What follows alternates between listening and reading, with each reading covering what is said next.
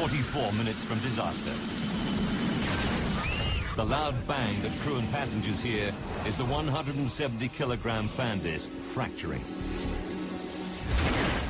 The broken fan disc bursts through the engine housing.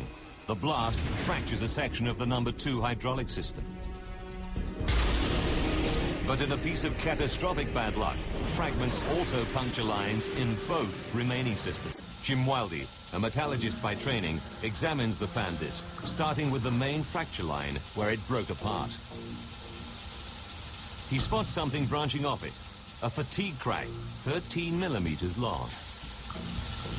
It's rare to find metal fatigue in a fan disc.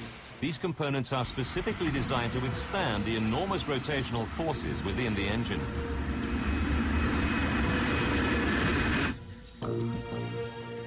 Then, at the base of the fatigue crack, Wildey sees a tiny cavity. The size of it was maximum in any one direction was about 50 thousandths of an inch. As he scans the cavity more closely, he sees that the metal around it looks impurity in the titanium alloy. It's called a hard alpha inclusion, a brittle defect smaller than a fingernail. Analysis reveals that it was caused by excess nitrogen during the forging of the metal ingot.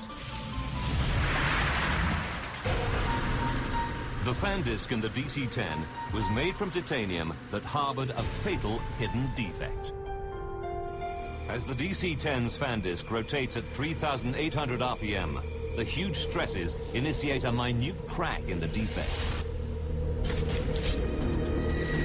With every flight, it grows fractionally bigger. July 19th, 1989, 44 minutes from disaster.